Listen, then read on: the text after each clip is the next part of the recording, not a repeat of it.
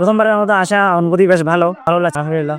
এত বড় আয়োজন কিন্তু কোথাও কোনো বিশৃঙ্খলা নাই। তোমার মনে এসে কেমন লাগছে? প্রথমবারের মতো আসা অনুভূতি বেশ ভালো এবং এখানকার এসে ভালো লাগছে আশা করি আলহামদুলিল্লাহ। আচ্ছা, আপনার অনেকগুলো লেখা দেখেছিলাম এর আগে আপনার চরমোনাইকে নিয়ে ভিন্ন ভাবে। আজ এসে কি মনে হচ্ছে যে চরমোনাই কেমন?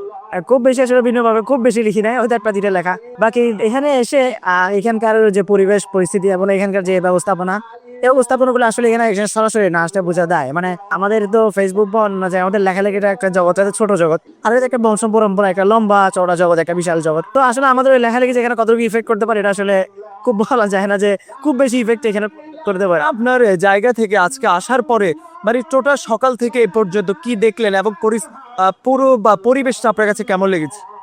আলহামদুলিল্লাহ ভালো লেগেছে এবং আমার সবচেয়ে বেশি যেটা আমার কাছে টেনেছে সেটা হচ্ছে এখানকার ব্যবস্থাপনাটা খুবই সুন্দর। এত বড় আয়োজন কিন্তু কোথাও কোনো বিশৃঙ্খলা নাই এবং কোথাও কোনো ধরনের শৃঙ্খলার ব্যর্থ হয়ে করছে না। সবাই যে যার দায়িত্বগুলো পালন করছে, এটা একটা ভালো বিষয়। আর সেই সাথে মানুষের যে একটা আধ্যাত্মিকতার প্রতি উচ্ছ্বাস, মানুষ দূর দূরান্ত থেকে সফর করে ব্যাগ বেডিং বিছানা এখানে আসছে। অত বংশ পরম্পরা তাদের বাবারা দাদারা এসেছে, সে দ্বারাটা তারাও ধরে রেখেছে। তো আলহামদুলিল্লাহ আধ্যাত্মিকতাটা বড় ব্যাপার এখানে। আসলে খুব বেশি যে তাত্ত্বিক বা অনেক বেশি সফিস্টিকেটেড কথাবার্তা হচ্ছে ব্যাপারটা এমন না। দেখা যাচ্ছে মৌলিক আধ্যাত্মিকতা যেটা মানুষের রুহের খোরাক হইতে পারে, এই জিকির আজকার ফিকির হচ্ছে আলহামদুলিল্লাহ খুবই চমৎকার ব্যাপার। ওই আমি একটা কথা বলে থাকি, সেটা হচ্ছে যে আমাদের মস্তিষ্কের দূরত্ব যেন মনের দূরত্ব তৈরি না করে।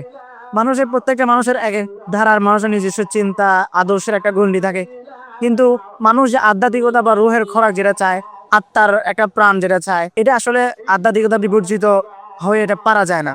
তো এই জন্য অনেকে দেখা যায় ভিন্ন ভিন্ন চিন্তা অনেকে লালন করে, কিন্তু সবাই যখন আধ্যাত্মিকতার সন্ধানটা চায় তখন এই জায়গায় আসে, এই ধরনের জায়গাগুলোতে আসে এবং তারা তাদের সেই মনের যে ক্ষুধা, সেই মনের ক্ষুধাটা এখান থেকে এসে মেটাতে পারে।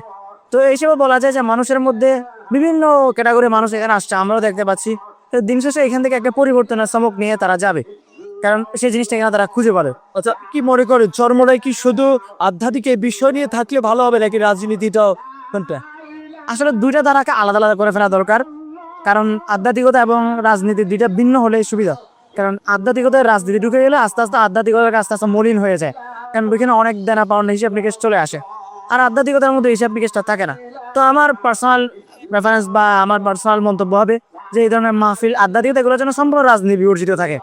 রাজনীতির জায়গা হবে, আলাদা রাজনৈতিক উইং ফ্রন্ট যেটা আছে সে তার কাজ করবে, কিন্তু এই আধ্যাত্মিকতা এটা যেন না হয় আর কি। এখানে যেন শুধু আধ্যাত্মিকতাটা চর্চাটাই হয়।